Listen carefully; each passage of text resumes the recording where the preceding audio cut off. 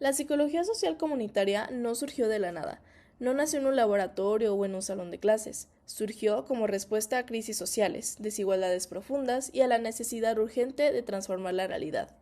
En este video recorreremos una línea del tiempo para comprender cómo se fue construyendo, no solo desde fechas y autores, sino desde los procesos históricos que la hicieron posible.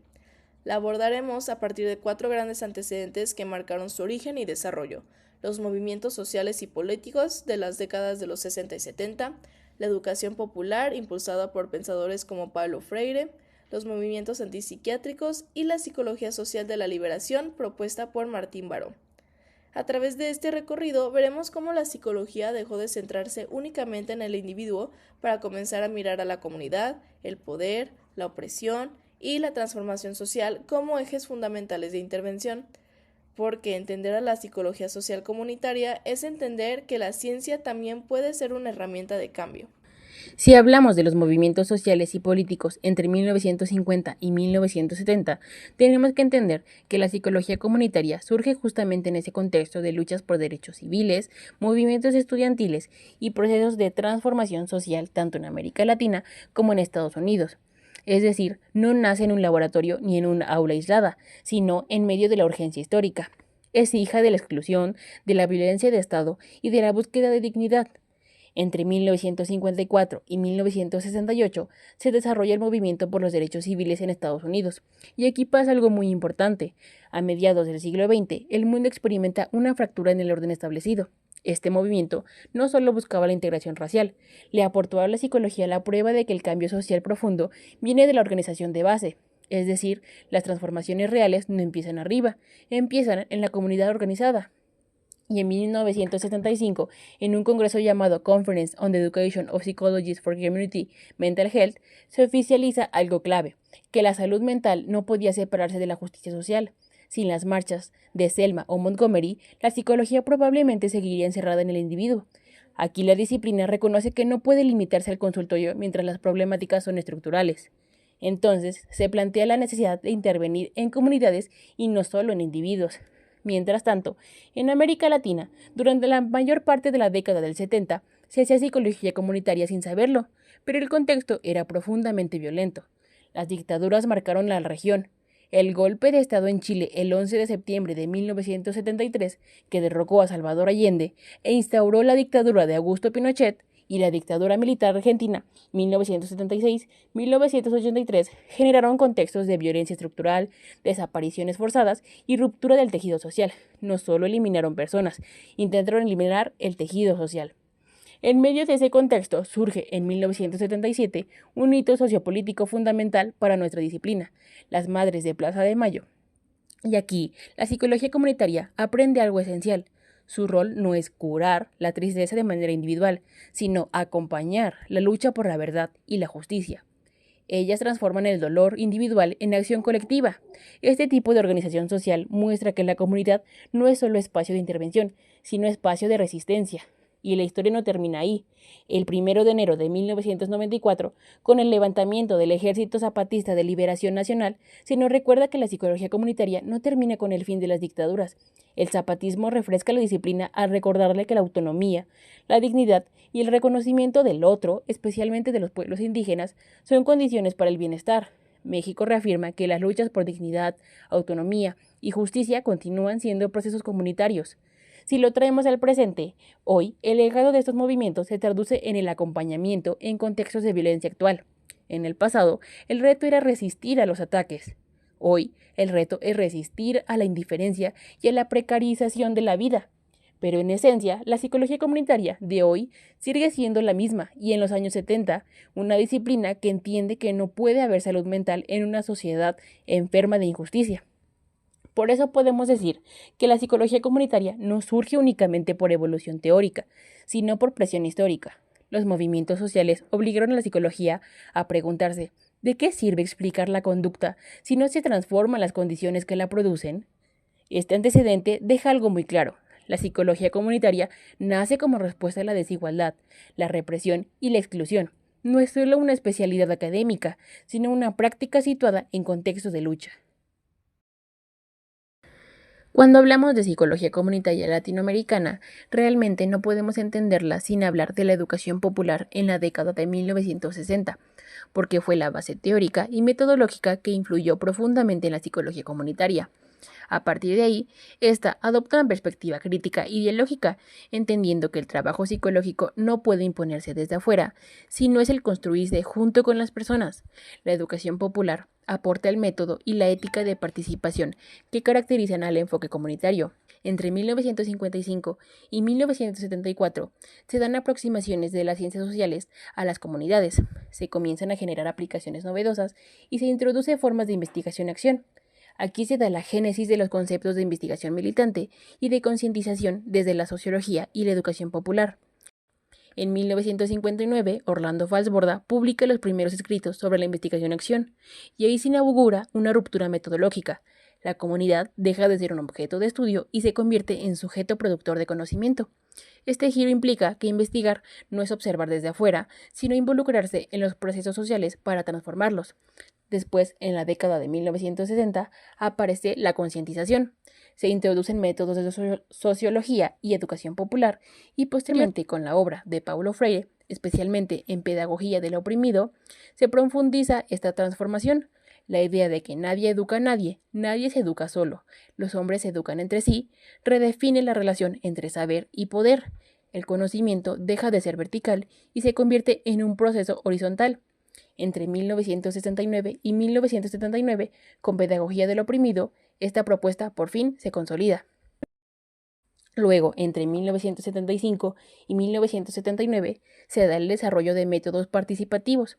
En este periodo se consolidan las primeras técnicas donde la comunidad deja de ser objeto de estudio para ser sujeto activo. El contexto de exclusión y pobreza en la región obligó a las ciencias sociales a buscar aplicaciones novedosas. Aquí ocurre un giro ético fundamental. La comunidad deja de ser un objeto de estudio, un ratón de laboratorio social, para ser un sujeto activo. En este punto ya no se trata solo de conciencia crítica, sino de acción colectiva organizada. Más adelante, entre 1981 y 1982, se da el desarrollo de técnicas para identificar necesidades. Martí Costa y Serrano García en 1983, y una discusión teórica sobre el concepto por Montero 1991, con el desarrollo de técnicas para identificar necesidades y discusiones teóricas más sistemáticas. Y si lo traemos al presente, la educación popular sigue siendo el antídoto contra el paternalismo. En el pasado, el riesgo era la educación bancaria, es decir, depositar información en la gente. En el presente, el riesgo es la intervención técnica, sin alma política. Por eso, podemos decir que la educación popular le dio a la psicología comunitaria su columna vertebral ética. Sin ella, la disciplina sería una simple técnica de control social. Con ella, es una herramienta de emancipación que reconoce que nadie se salva solo, nadie salva a nadie y todos nos salvamos en comunidad. El antecedente de los movimientos antipsiquiátricos no representa solo un cambio de lugar, o sea, del hospital a la calle, sino una revolución en la forma de entender la locura y el bienestar. Fue el momento en que la psicología decidió que el problema no estaba dentro del individuo, sino en la relación entre éste y su medio ambiente. En 1963, el Community Mental Health Act, impulsada por John F. Kennedy, propone sustituir los grandes hospitales psiquiátricos por centros comunitarios de salud mental y promover la prevención. Esto marca el paso de un modelo institucional a uno comunitario. Luego, entre 1973 y el 74, tuvimos el enfoque ecológico por Newbrough-Hickley. No bastaba con cerrar hospitales, se necesitaba una nueva teoría. Aquí es donde el enfoque ecológico ofrece el rigor necesario. La salud mental no es la ausencia de enfermedad, sino la armonía entre la persona y su nicho social. El malestar deja de entenderse como una falla interna y comienza a sustituirse en sistemas sociales más amplios. En 1974, Saracen define esta subdisciplina en función de un tema central de estudio, el sentido de comunidad y su fortalecimiento y producción. Él introduce el concepto de sentido de comunidad, desplazando el foco desde la patología hacia el fortalecimiento de vínculos y pertenencia social. Después, en 1977, Julian Rappaport define la disciplina bajo 3 pilares: la relatividad cultural, diversidad y ecología. Esto consolida la disciplina bajo principios, enfatizando la creación de recursos y el empoderamiento en lugar de la corrección de déficits. Esta visión permitió que la disciplina fuera humana. El psicólogo ya no es un juez, sino un facilitador de recursos personales y sociales. Y ese mismo año, Heller y Moynihan establecen los principios de la disciplina. Establecen principios fundamentales como el rechazo del modelo médico tradicional, el énfasis en la prevención y la adaptación y la importancia de la investigación colaborativa. Y finalmente, entre 1984 y 1988, en la American Journal of Community Psychology hay un incremento en los temas relacionados con factores sociales, y este movimiento demostró con rigor científico lo que antes era solo una suposición: el apoyo social es el factor protector más grande de la humanidad. A forma de conclusión, podemos decir que gracias a este movimiento ya no buscamos solo adaptar a la persona, sino transformar el mundo para que sea habitable para todos. Este antecedente sigue siendo muy relevante, ya que el riesgo no es únicamente la institucionalización, sino la reducción del sufrimiento a etiquetas diagnósticas sin considerar las condiciones sociales que lo producen. La psicología social de la liberación en 1970 y 1980 plantea una psicología comprometida con las mayorías oprimidas y crítica de la neutralidad científica. La psicología social de la liberación no es solo una rama de estudio, es una postura ante la vida y surge como un grito de rebeldía contra una psicología importada de centros hegemónicos que pretendía ser neutral mientras ignoraba la miseria y la opresión de los pueblos latinoamericanos. En 1977, Elizabeth Lira y el equipo de FASIC comienzan el acompañamiento psicosocial a víctimas de la dictadura chilena, mostrando que el trabajo psicológico debía vincularse con derechos humanos, memoria y reparación colectiva. A mediados de 1970, Puerto Rico genera el primer ámbito académico sistemático, donde se institucionaliza académicamente la psicología comunitaria con programas de maestría y doctorado, marcando un paso importante hacia la sistematización del campo. En 1979, en el 8º Congreso Interamericano de Psicología en Perú, funcionó como el espejo donde los psicólogos de la región se miraron y descubrieron que, aunque estaban en países distintos, compartían una misma misión: liberar, no solo adaptar. En 1980 y 1984, este movimiento, encabezado por Ignacio Martín Baró, fue la creación de conceptos que hoy son el corazón de la disciplina. La desideologización propuso que la psicología debe ayudar a la gente a ver las mentiras del sistema que los mantienen sumisos. Este plantea que la psicología no puede ser neutral en sociedades atravesadas por la misma opresión. La sistematización de experiencias entre 1980 y 1966 permitió que hoy tengamos una caja de herramientas técnicas sólida. En el pasado, la liberación era una urgencia frente a las dictaduras. Hoy es una urgencia frente a la desigualdad económica y la salud mental precarizada. Hubo descripciones de trabajos psicosociales comunitarios y también avances técnicos y metodológicos, con autores como Winsfeld, Sánchez, Olave y Zambrano. En 1985 y 1995, autores como Serrano García y López reconceptualizaron el poder. El poder no es algo que se tiene, es algo que se ejerce colectivamente. En 1980 y 1997 se definió la psicología social comunitaria y su objeto, así como la construcción de un nuevo rol para los psicólogos sociales. La definición del objeto de la psicología comunitaria sigue siendo nuestra brújula, el control y el poder en manos de la comunidad. El pasado nos dejó la teoría de la liberación, el presente nos exige aplicarla para que la psicología no vuelva a ser un instrumento de control, sino un motor de emancipación humana.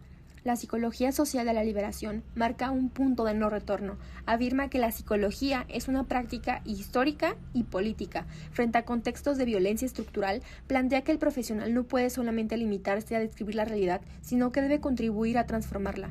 Este antecedente redefine el rol del psicólogo. Ya no es solamente un observador neutral, sino un agente comprometido con las mayorías excluidas. Pero bueno, ya después de ver toda esta información, ¿cómo se vería en una sola imagen? Pues se vería más o menos algo así. Como podemos ver, la psicología social comunitaria no fue algo que naciera con un paso 1, paso 2 y paso 3, sino que nació y fue construyéndose a sí misma, casi que de prueba y error, dependiendo de y gracias a las necesidades que demandaba el contexto social. Y si bien actualmente las necesidades de la sociedad son otras, sabemos que claro que sigue habiéndolas, y ahora ya tenemos las bases teóricas para poder hacer intervenciones significativas y verdaderamente transformadoras en la comunidad a donde vayamos.